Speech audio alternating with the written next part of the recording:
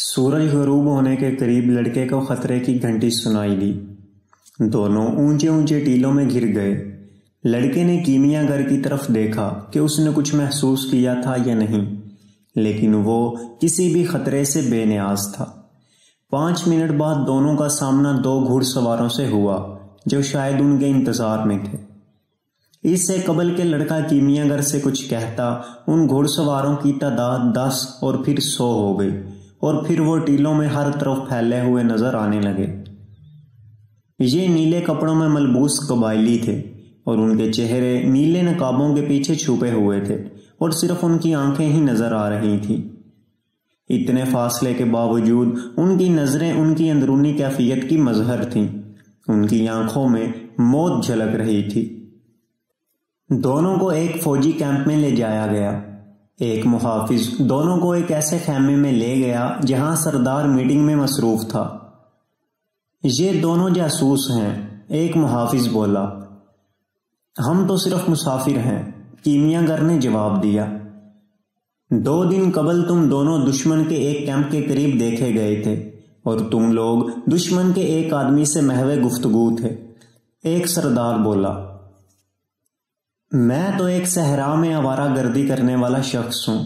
مجھے قبائل کی لڑائی سے بالکل کوئی دلچسپی نہیں ہے اور نہ ہی مجھے ان کی حرکات کے بارے میں کوئی علم ہے۔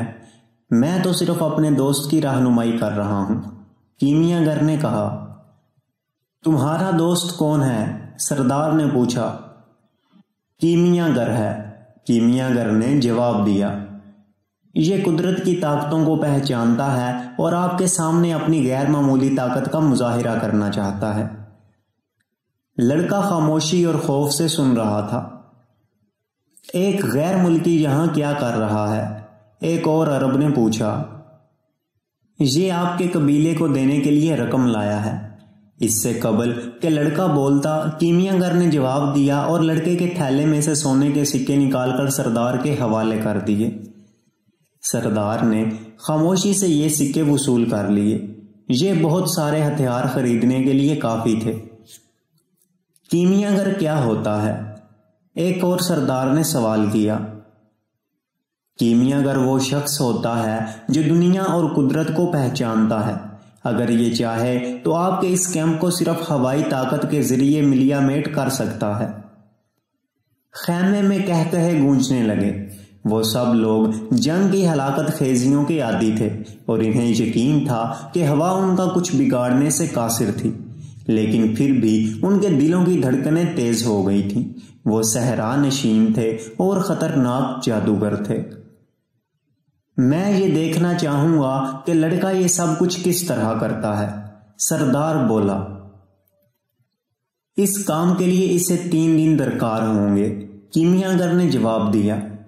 یہ اپنے آپ کو ہوا میں تحلیل کرے گا تاکہ آپ کے سامنے اپنی طاقت کا مظاہرہ کر سکے۔ اگر یہ ایسا کرنے میں ناکام رہا تو آپ کو اپنی جان کا نذرانہ پیش کرے گا۔ تم مجھے اس چیز کا نذرانہ کیسے پیش کرو گے جو ہے ہی میری ملکیت؟ سردار نے غصے سے جواب دیا۔ انہیں 3 دن کی مہلت دے دی گئی۔ لڑکے کا خوف کے مارے برا حال ہو رہا تھا۔ کیمیا گھر نے اسے سہارا دیا اور وہ دونوں خیمے سے باہر آ گئے۔ انہیں یہ مت معلوم ہونے دو کہ تم خوف زدہ ہو، کیمیا گھر نے اس کے کان میں سرگوشی کی۔ یہ بہادر لوگ ہیں اور بزدلی سے نفرت کرتے ہیں۔ لیکن لڑکا کچھ بولنے سے قاصر تھا۔ انہیں قید کرنے کی کوئی ضرورت نہیں تھی کیونکہ صحرا میں سواری کے بغیر ہر انسان قیدی ہی تھا اور ان کے گھوڑے پہلے ہی ضبط ہو چکے تھے۔ ایک دفعہ قدرت نے پھر اپنی کئی زبانوں کا مظاہرہ کیا تھا۔ صحرا جو صرف تھوڑی دیر پہلے تک آزادی کی علامت تھا، اب ایک ناقابل عبور فصیل کی شکل اختیار کر گیا تھا۔ تم نے انہیں میری جمع پونجی دے دی ہے، لڑکے نے کیمیا گھر سے گلہ کیا۔ وہ سب کچھ جمع کرنے میں نے پوری زندگی گزار دی۔ اس دولت کی تمہارے لیے کیا حیثیت ہوتی اگر تم زندہ ہی نہ ہوتے، کیمیا گھر نے جواب دیا۔ تمہاری دولت نے ہمیں زندگی کے 3 دن مہیا کیے ہیں اور دولت انسان کو اتنا کچھ کبھی نہیں دے سکتی۔ لڑکا اتنا خوف زدہ تھا کہ اس پر دانائی کی باتوں کا کوئی اثر نہیں ہو رہا تھا۔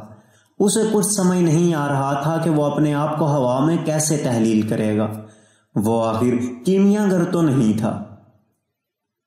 کیمیا گر نے محافظ سے قہوہ منگوایا اور لڑکے کی کلائی پر تھوڑا سا قہوہ انڈیلا۔ اس کے جسم میں سکون کی ایک لہر دوڑ گئی۔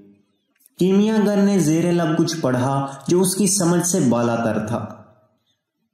اپنے آپ پر خوف مت طاری ہونے دو، کیمیا گر نرمی سے بولا۔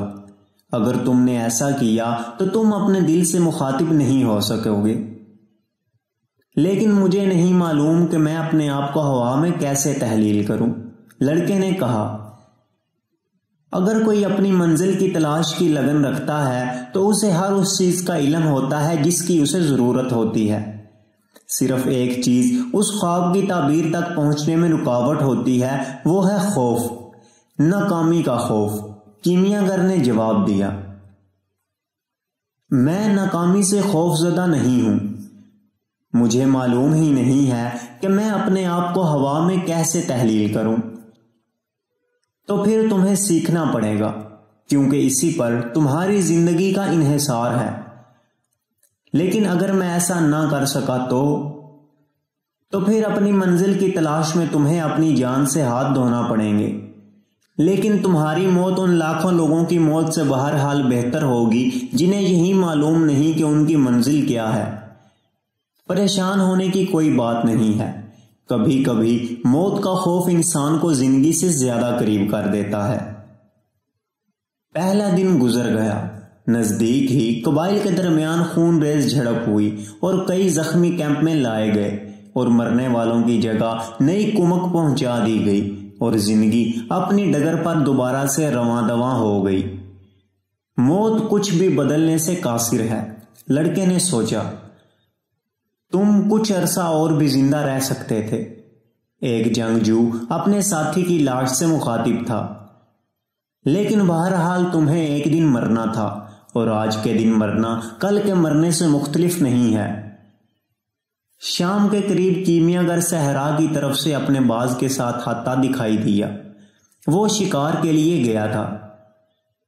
مجھے ابھی تک نہیں معلوم کہ میں اپنے آپ کو ہوا میں کیسے تحلیل کر سکتا ہوں، لڑکا کیمیا گر سے مخاطب ہوا۔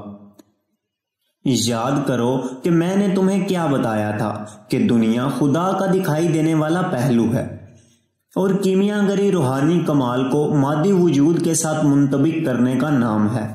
کیمیا گر نے جواب دیا، آپ یہ کیا کر رہے ہیں؟ اپنے باز کو کھانا کھلا رہا ہوں۔ میں اپنے آپ کو ہوا میں تحلیل کرنے سے قاصر ہوں، اس لیے ہم دونوں مرنے والے ہیں، تو پھر اس کو کھانا کھلانے کا کیا مقصد ہے؟ تم شاید موت سے ہمکنار ہو جاؤ، کیمیا گر نے جواب دیا۔ مجھے تو اپنے آپ کو ہوا میں تحلیل کرنا آتا ہے۔ دوسرے دن لڑکا کیمپ کے قریب موجود پہاڑی پر چڑھ گیا۔ محافظوں نے کوئی اعتراض نہیں کیا۔ انہیں معلوم تھا کہ یہ لڑکا اپنے آپ کو ہوا میں تحلیل کر سکتا ہے، اس لیے وہ اس کے قریب جانے سے گھبرا رہے تھے۔ اس نے تمام دوپہر صحرا کو گھورتے اور اپنے دل کی آواز سننے میں گزار دی۔ اس نے اندازہ لگایا کہ صحرا نے اس کا خوف محسوس کر لیا تھا۔ دونوں کی ایک ہی زبان تھی۔